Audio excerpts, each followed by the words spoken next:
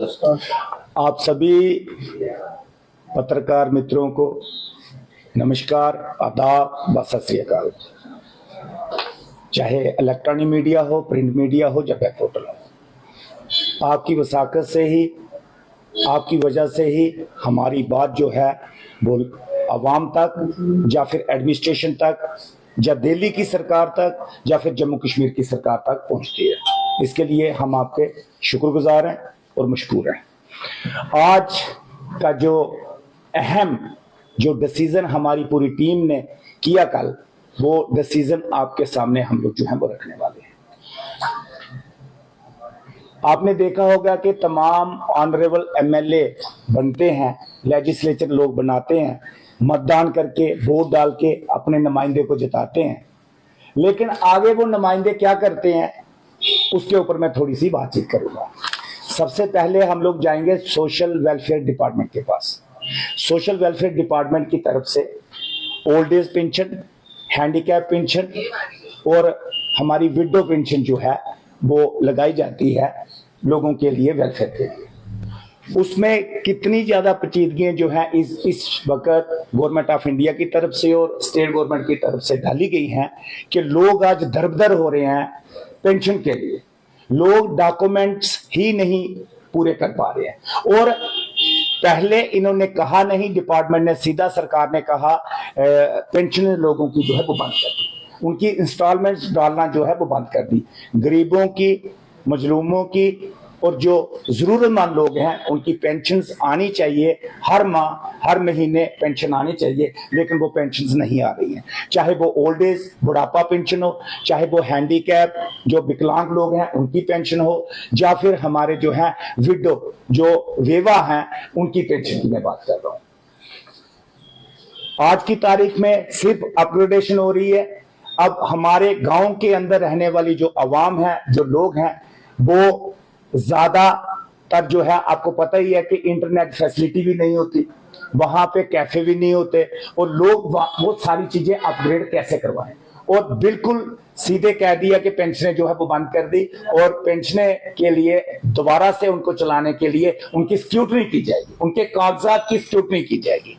अब मुझे एक चीज बताएं कि जो बुजुर्ग 80 साल का है उसकी क्या स्क्रूटनी करोगे आप? जो बेवा है उसकी क्या स्क्रूटनी करोगे आप? जो हैंडीकैप है उसका सर्टिफिकेट लगा हुआ उसकी क्या स्क्रूटनी करोगे आप? तो ये बिला वजह हमारे लोगों को तंग करने की कोशिश जो है वो सरकारों की तरफ से की जा रही है। अब मेरी लोगों से ये अपील है, गुजारिश है, 11 तारीख को 8 नंबर का बटन दबाकर टॉर्च निशान पे मोहर लगाकर आप ये सुनिश्चित करें कि अनिल शर्मा की विजय जो है वो होगी और आपकी विजय होगी। इसलिए मैं कह रहा हूं कि आपकी लड़ाई मैं असेंबली के अंदर लड़ूंगा और विधानसभा में जाकर हम आपकी लड़ाई पुरजोर तरीके से लड़ेंगे। एक तो वो पॉइंट है। दूसरा पॉइंट ये है, तमाम ऑनरेबल मेंबर पार्लियामेंट, तमाम ऑनरेबल लेजिस्लेचर जितने भी रहे हैं, इंक्लूडिंग ऑल पॉलिटिकल पार्टीज, तमाम लोग, कभी आज तक किसी ने अपनी सैलरी से डोनेट कुछ नहीं किया, कभी किसी ने भी पेंशन सैलरी से डोनेट नहीं किया। मैं आपकी वसाकत से लोगों तक एक बड़ी चीज जो है वो कहने जा रहा हूं। जैसे मैंने सरपंच बनने के बाद अपनी सैलरी जो 2000 रुपया पहले मिलती थी, फिर 3000 रुपया हुई, वो मैंने सारी की सारी डोनेट की है। ये मेरी पंचायत में जाकर आप लोगों से, आवाम से पूछ सकती है। मैंने कभी भी अपनी सैलरी का एक पैसा भी अपनी जेब में नहीं रखा जो 2000-3000 रुपया महीना हमें मिलता था। मैं आज आपके वसाकत से लोगों तक ये पहुंचाना चाहता हूं, जो हैंडीकैप पेंशन है, जो ओल्ड एज पेंशन है और जो बेवा पेंशन है, जो विडो पेंशन है, जिनको सरकार ने पेंशन नहीं लगाई है, जिनको सरकार ने पेंशन नहीं लगाई है, जिनके कागजात पूरे नहीं होने की वजह से पेंशन उनको नहीं लग पाई है। फॉर एग्जाम्पल, जैसे 48 से नीचे जिनकी एज होती है उनको पेंशन नहीं लगती। अब कोई अगर बेवा होता है तो वो उसका कसूर तो नहीं है, वो किस्मत का है, वो जो खुदा को मर्जी है, जो भगवान को मर्जी है, जो भाई गुरु जी को मर्जी है वही होगा। अब उनकी पेंशन नहीं लगती, वो कहां जाए, वो भी गरीब है। जो हैंडीकैप है, जिनकी 50% से नीचे जो है डिसेबिलिटी सर्टिफिकेट होता है, उनकी पेंशन नहीं लगती। और जो गरीब लोग हैं वहां ओल्ड एज रखा हुआ है, मतलब 60 साल 65 साल से ऊपर वाले की लगती है। अब गरीब तो कोई 40 साल का भी हो सकता है, गरीब तो कोई 35 साल का भी हो सकता है, गरीब तो कोई 50 साल का भी हो सकता है। तो मैं अपनी तरफ से इन तमाम लोगों को जिनको पेंशन नहीं लगी है सरकार की तरफ से, सरकार चाहे गवर्नमेंट ऑफ इंडिया की तरफ से कोई मदद नहीं हो रही है, हर महीने पेंशन नहीं मिल रही है, चाहे स्टेट गवर्नमेंट की तरफ से हर महीने पेंशन नहीं मिल रही है, उन लोगों की पेंशन मैं अपनी सैलरी से लगवाऊंगा। मैं आप लोगों की वसाकत से वादा कर रहा हूं, अपनी आवाम से, नगरोटा विधानसभा की आवाम से वादा कर रहा हूं कि जैसे आप हमें वोट डालकर जितवाएंगे, जो मुझे सैलरी मिलेगी वो आपकी सैलरी होगी, वो मेरी सैलरी नहीं है, वो आपकी सैलरी है। आपकी वजह से मुझे सैलरी मिल रही है। मैं कोई आईपीएस या आईएएस ऑफिसर नहीं हूं कि मेरी वजह से, मेरी पढ़ाई की वजह से, मुझे मेरी क्वालिफिकेशन की वजह से मुझे जो है वो सैलरी मिल रही है। मुझे सैलरी अगर दिलवाएंगे मिलेगी तो वो 1 लाख मतदाता नगरोटा विधानसभा के जो है वो मतदान करके मेरी सैलरी लगवाएंगे।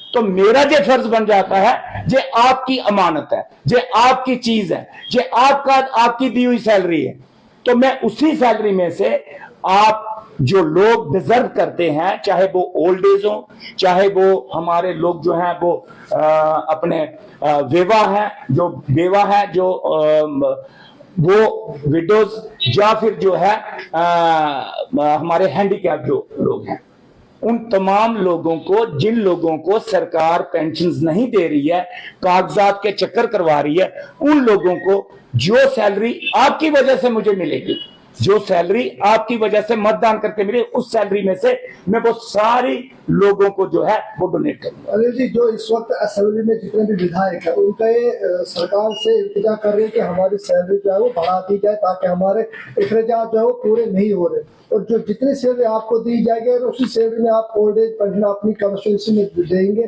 तो आप अपने खर्चे कैसे पूरे करेंगे? मैं उसी पे आने वाला था। आज भी तो मैं अपने अखराजात जो हैं वो पूरे कर रहा हूं ना। हर आदमी का अपना अपना एक एक्सपेंडिचर का तरीका होता है, एक बजट होता है। अगर वो उस बजट से बाहर जाता है तो अखराजात जो है वो बढ़ जाते हैं, खर्चा जो है वो बढ़ जाता है। अगर वो उसी में रहे तो खर्चा उतना ही रहता है। अब उनके अखराजात क्यों, कैसे बढ़ते हैं, किस तरीके से बढ़ते हैं, क्यों बढ़ते हैं, इसका जवाब आप उनसे लें। और दूसरी एक चीज हो, वो अपनी पेंशन बढ़ाने की बात कर रहे हैं असेंबली में जाने के बाद, और अपनी सैलरी बढ़ाने की बात कर रहे हैं, सैलरी बढ़ाने की बात भी कर रहे हैं और पेंशन बढ़ाने की बात कर रहे हैं। किसी ने अपोज नहीं किया, और मैं डोनेट करने की बात कर रहा हूं। आप ये सोचिए कितनी चेंज है, बिल्कुल अपोजिट चीज है।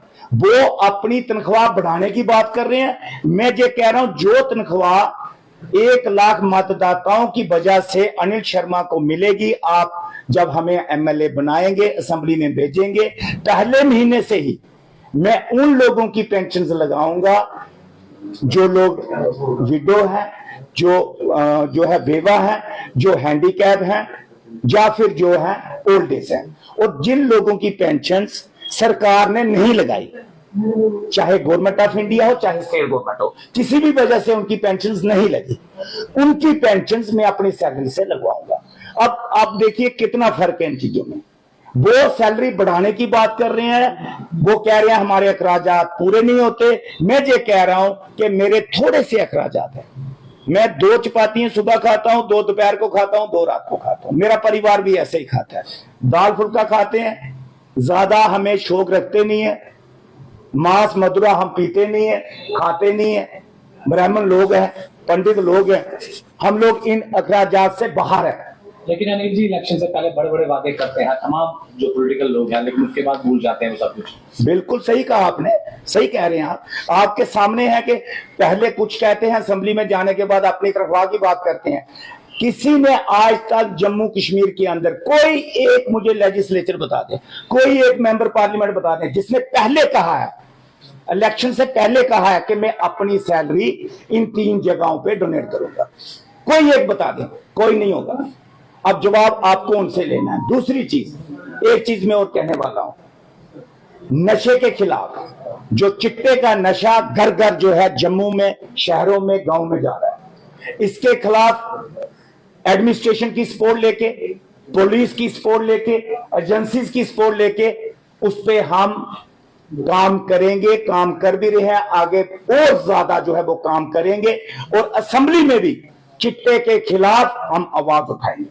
अगर आप तमाम मतदाता ये समझते हैं कि चिट्टा जम्मू कश्मीर के अंदर और बिलखुसूसन नगरोटा विधानसभा के अंदर टोटल जो है वो बंद हो, जो व्यापारी हैं, बेचने वाले हैं, उनके खिलाफ लीगल कार्रवाई हो, लीगल एक्शन हो, उनके जो है धरपकड़ हो, उनको सजा मिले, तो वो हम लोग करवाएंगे। दूसरा, जो लोग चिट्टे में मुलव्वस हैं उनके लिए रिहैबिलिटेशन सेंटर जो है मेरे नगरोटा विधानसभा के अंदर अनिल शर्मा जो है वो प्रयास करेगा, वो बनाएगा, ताकि जो बच्चे हमारे गलत तरीके से, गलत लोगों के झांसे में आकर वो फंसे हुए हैं नशे में, चिट्टे के नशे में, उसको कैसे रिहेबिलिटेट करके और उनको जो है कैसे फिर दोबारा मेन स्ट्रीम में लाना, फिर दोबारा सोसाइटी में अच्छे तरीके से लाना, वो काम भी हम लोग जो है वो करेंगे। ये आज हमारे 2 इशू थे, एक अपनी सैलरी में जो है वो डोनेट करनी और दूसरा जो है कि चिट्टे के खिलाफ मुहिम चलानी, कि जो घर घर चिट्टा बेचने वाले लोग जो हैं वो पहुंच चुके हैं गांव में, शहरों में, ऐसे लोगों को के ऊपर कानूनी कार्रवाई करनी, पुलिस के साथ मिलके, एजेंसीज के साथ मिलके, एडमिनिस्ट्रेशन की सपोर्ट लेके और अवेयरनेस, एक काउंसलिंग करनी नौजवानों को कि चिट्टे से बचे, नशे से बचे। और जो नगरोटा विधानसभा के बाईपोल में जो पॉलिटिकल पार्टीज नशा बांटकर, पैसा बांटकर पॉलिटिकल सेटअप में आना चाहते हैं, इलेक्शन जीतना चाहते हैं, जिनकी टांगे कांप चुकी हैं, जिनकी टांगे कांप चुकी हैं कि अब उनका बनने वाला कुछ नहीं है, मैं तमाम 1 लाख मतदाता से कहना चाहता हूं कि खड़े हो जाएं, सभी इकट्ठे होकर, सभी इकट्ठे होकर खड़े हो जाएं। किसी भी किस्म का नशा बांटकर अगर कोई वोट लेना चाहता है, ऐसे लोगों को अपने मोहल्ले से बाहर निकालें, अपने गांव से बाहर निकालें, अपनी पंचायत से बाहर निकालें, अपनी वार्डों से बाहर निकालें, अपने ब्लॉक से बाहर निकालें, ताकि एक नेक नीयत वाला इंसान असेंबली में पहुंच सके। नहीं तो जो चिट्टा बेचने वाले लोग, जो गलत नशा करवाने वाले लोग, गलत तरीके से पैसा बांटने वाले लोग अगर जो असेंबली में पहुंचेंगे तो इन चीजों का और बढ़ावा करेंगे, और ज्यादा जो चीजें लाएंगे। हमारी जनरेशन, हमारे बच्चे जो है वो बर्बाद हो जाएंगे, हमारी जनरेशन, हमारे बच्चियां, बच्चे जो है वो बर्बाद हो जाएंगे। इसलिए मेरी आप सभी से, मतदाताओं से यही अपील है, गुजारिश है, हाथ जोड़कर गुजारिश है। मैं अपने वोटों के लिए ये नहीं कह रहा हूं, मैं इसलिए कह रहा हूं, सिर्फ इसलिए कह रहा हूं कि आप अगर एक अच्छे नेक इंसान को, ईमानदार इंसान को असेंबली में पहुंचाएंगे तो सभी चीजें ईमानदारी से आगे बढ़ेंगी। अगर आप ऐसे ही गलत लोगों को, जो पहले ही बनने से पहले ही अगर कुछ लोग चिट्टे का सहारा लेके, शराब का सहारा लेके, पैसों का सहारा लेके हमारा आपका वोट ऐंठना चाहते हैं, खरीदना चाहते हैं, गलत तरीके से हमारी एनर्जी को भी इस्तेमाल, हमारे नौजवानों की एनर्जी को इस्तेमाल करके अपने आप को फायदा दिलवाना चाहते हैं, तो मेहरबानी करके ऐसी पॉलिटिकल पार्टीज का, ऐसे लोगों का, ऐसे उम्मीदवारों का, चाहे वो नेशनल पॉलिटिकल पार्टी के उम्मीदवार हो, चाहे वो स्टेट पॉलिटिकल पार्टी के उम्मीदवार हो, चाहे वो रिकॉग्नाइज्ड पॉलिटिकल पार्टी हो, चाहे वो अनरिकॉग्नाइज्ड पॉलिटिकल पार्टी हो, सभी का बाइकाट करें और एक अच्छा सही तरीके से चुनाव हो और अच्छे तरीके से जो है लोग अपना मतदान करें।